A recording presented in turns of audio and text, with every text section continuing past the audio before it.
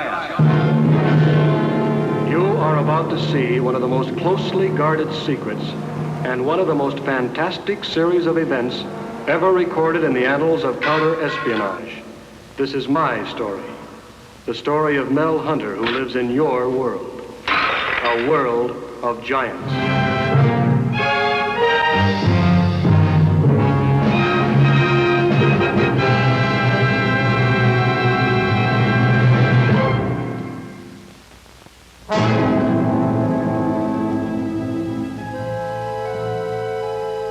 Down through history, man's survival has been dependent upon his adaptability. You learn fast when your life is at stake. No one knows this better than I. My own life is in jeopardy 24 hours a day. Still, in the 6 months since my accident, I have learned to get up in the morning as if nothing had actually changed. About ready, Mel? Yeah, I'll be with you in a minute, Bill. Just let me put my jacket on. Bill Winters. Good old Bill. Without him, I didn't want to think what life would be like without Bill. Even with Bill, I'd never be safe, no matter where I was. Things most people wouldn't notice could mean death to me.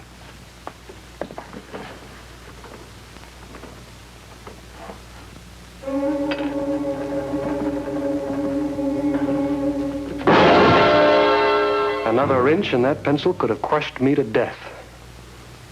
And yet no sense mentioning it to Bill, because if he knew he had triggered that pencil, he'd never get over it. Mel, where are you? You all right? Yeah, I'm all right. It was up to me to be careful 3,600 seconds of every hour.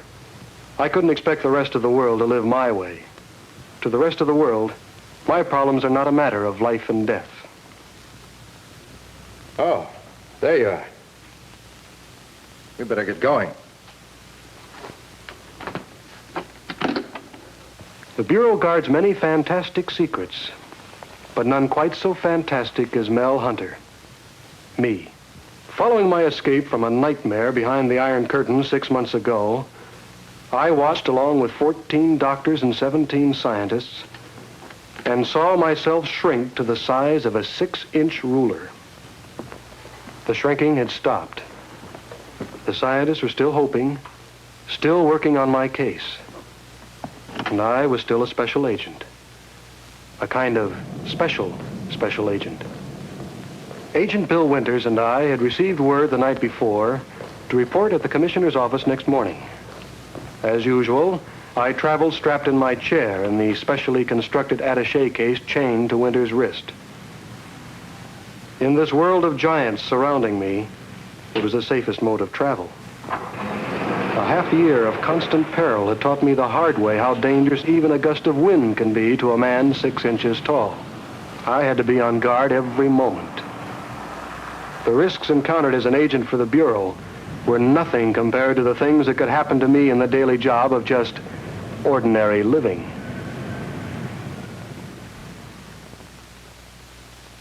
Yes, Doctor, I understand. Thank you very much. Goodbye. What's the report on Hunter, sir? Anything new? Negative. A complete medical stalemate. You haven't seen Hunter, have you, Gregson? I mean, since his accident? No, sir. I was in the field when he and Winters got back from Europe. Exactly what did happen, I'm not quite clear.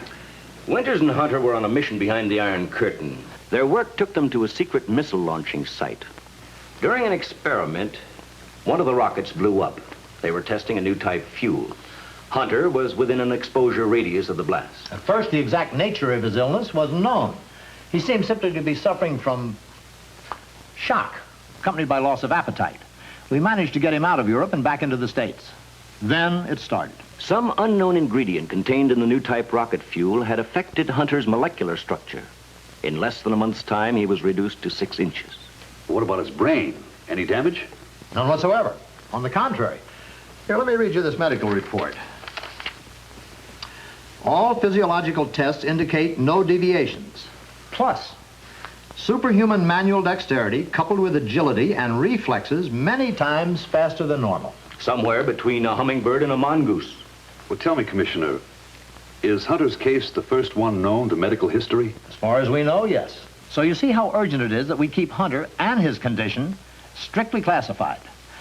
There are hundreds of people working in this country on new fuels for rockets and guided missiles.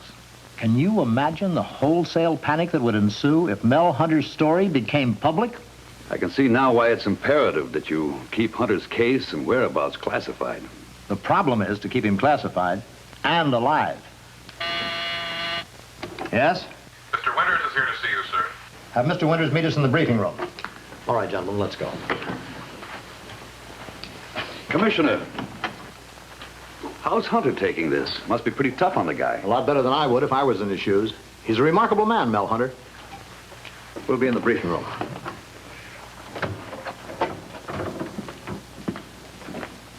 Selfishly speaking, a man Hunter's size is actually very valuable to the Bureau. I wish I had a dozen like him.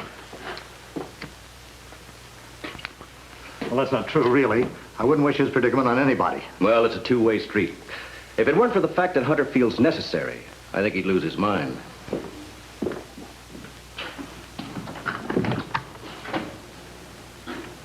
Morning, sir. Morning. Hi, Art. You remember Larry Gregson, don't you, Bill? Why, sure. We were in Port Arthur together 8 years ago. Good to see you.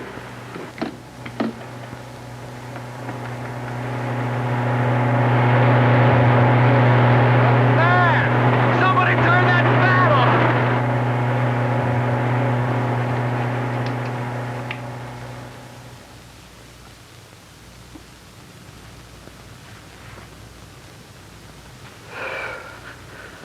Sorry, Mel. Our mistake. You can't be expected to think of everything. Even after 6 months, I still miscalculate.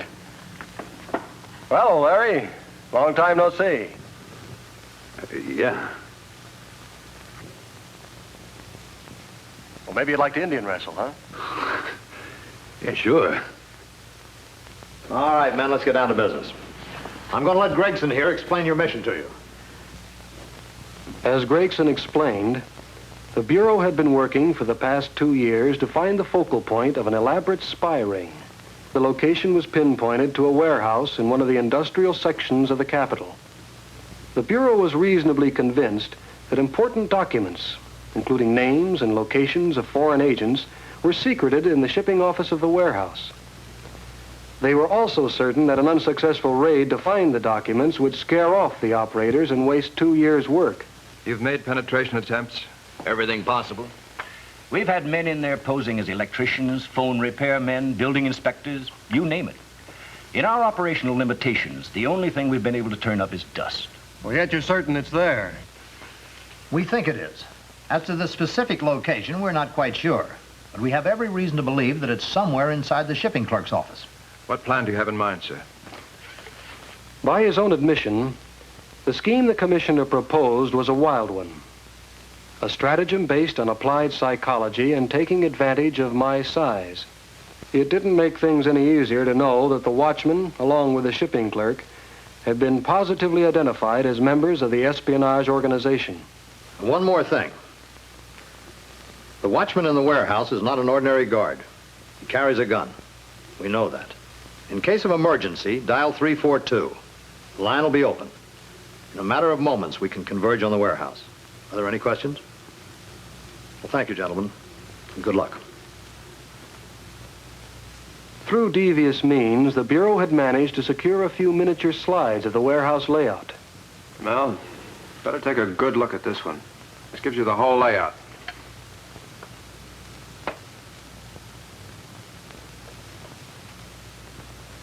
During the next few days, Bill Winters and I studied these pictures, memorizing every detail as if our lives depended upon it, which indeed they might. The mission was slated for Sunday. The place would be deserted, except for the watchman on duty.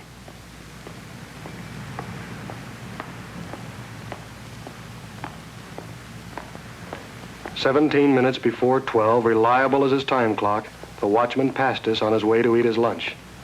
That was our cue to slip into the warehouse and set our man trap. Now we had to move fast. At 12 sharp, the watchman would be back to punch in after his next round.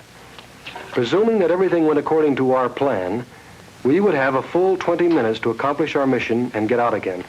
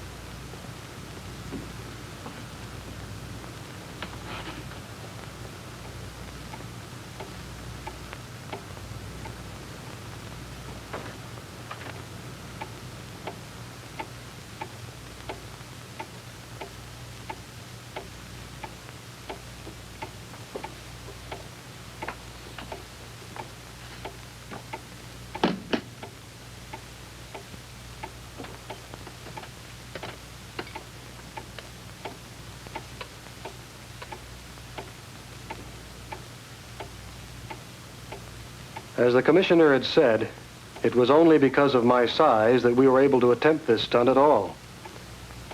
I could remain in the office alone and undetected. A human camera with a perfect vantage point. If our scheme worked, we'd trick the watchman into betraying the location of the records we were after. If it didn't, we'd be up to our necks in hot water.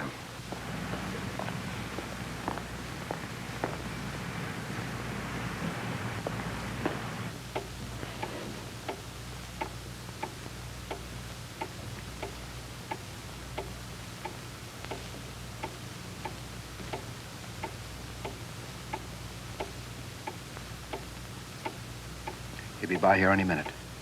Make sure he punches the clock before you make your move.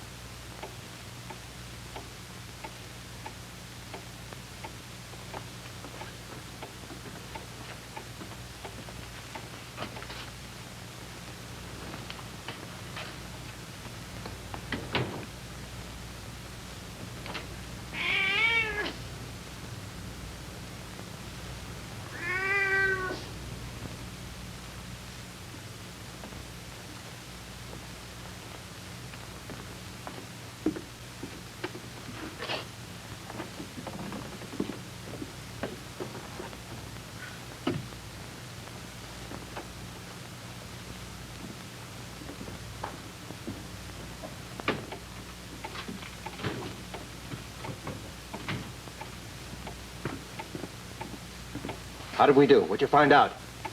The fuse box. Must have something to do with the fuse box.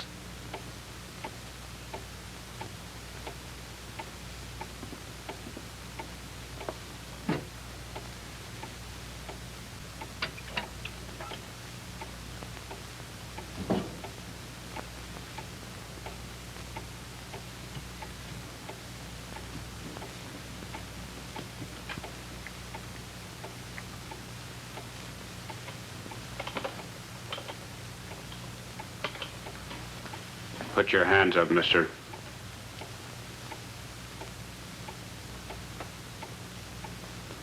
Now turn around. Slow and easy.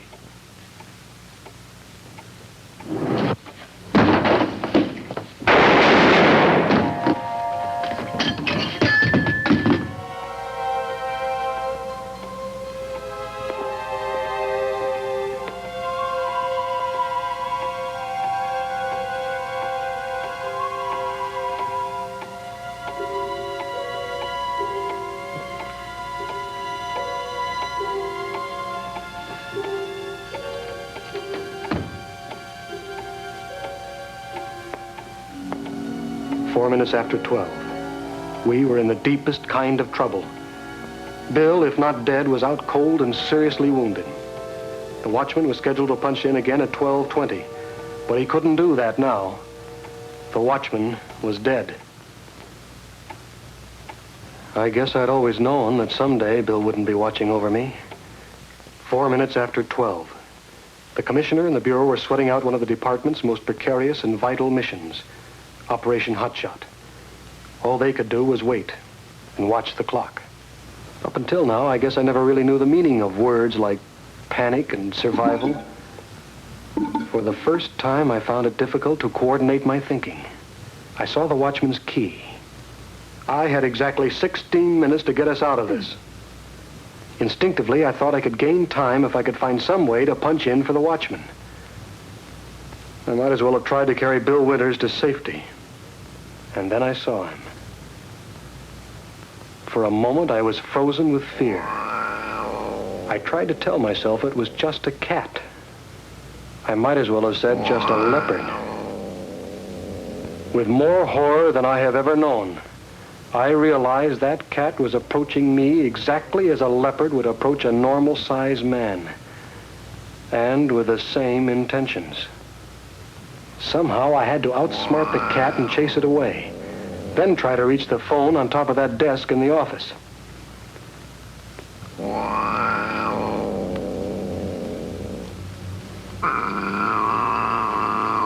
Scat! Here! Sooner or later, he was going to go around to the raised back end. I could probably set it straight if he didn't try to use my fingers as an appetizer.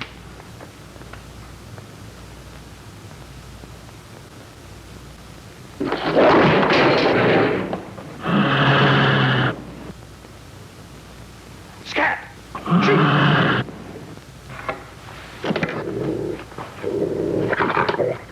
Yeah! Scat! Shoot! Somehow, some way, I had to get to that phone. Finally, I decided facing the cat in the open was no worse than staying in the wastebasket and running out of time. But I had to have a weapon. And then I saw one. The fire extinguisher. I knew if my enemy followed true to form, he would prolong this sadistic contest, stretching it out like a rubber band. Provided I moved cautiously, making no sudden moves, I might be able to make it. There was another possibility, of course. If I miscalculated, I'd end up in his stomach. I could almost hear Bill coaching from the sidelines. Slowly now. He's just a cat. Just a cat. Don't rush it. Take your time. Don't take your eyes off him. Remember, he just thinks you're a two-legged rodent. He doesn't know about fire extinguishers. I don't much like that look in his eye. Maybe his appetite's getting the better of him. Aim the funnel square into that leering face. Just to get to that trigger. Now.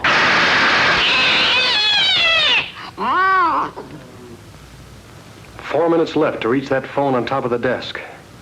The commissioner had said if there's trouble, just phone. We'll be there immediately. Just phone.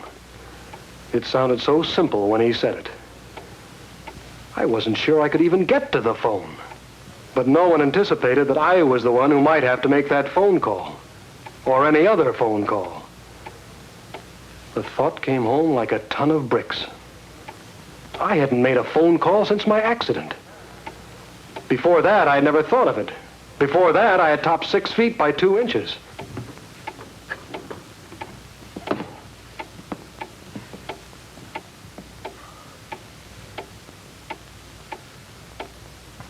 The receiver looked like a gigantic barbell. And to me, it had the weight of one. I couldn't raise it enough to open the line. I had to do it.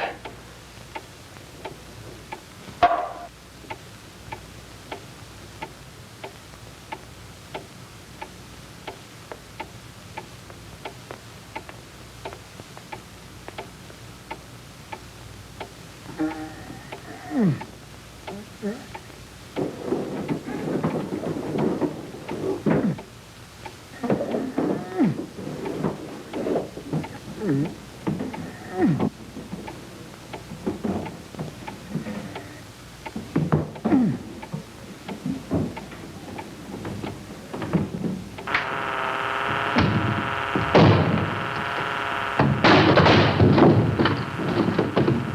the receiver was not only off, but now out of reach. I wouldn't be able to talk into the phone. But that wouldn't be necessary. If I could only complete the call, no one would answer. They'd just start running.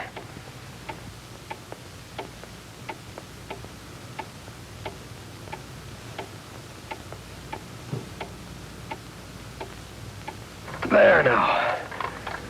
That's better. 3.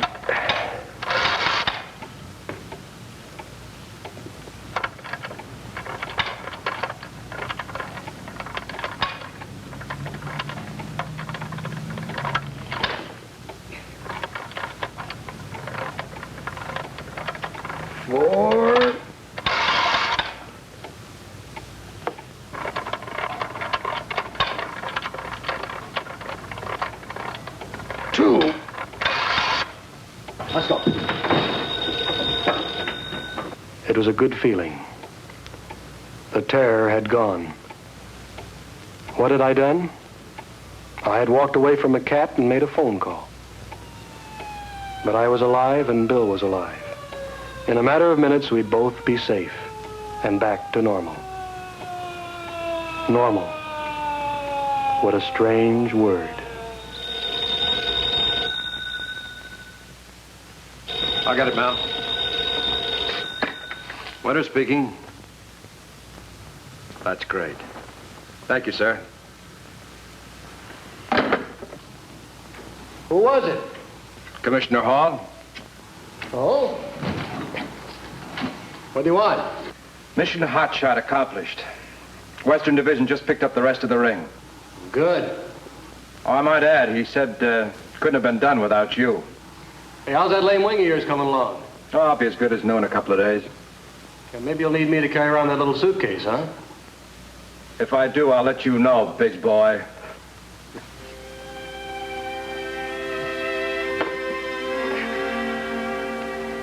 I'm Mel Hunter. To a man my size, in a world where a pencil can be a building timber, a man your size can be a monster. Well, he doesn't have to be vicious, just careless. That's next week's story. A careless man who meant no harm. Watch for it. And in the meantime, be careful. The little man could be you.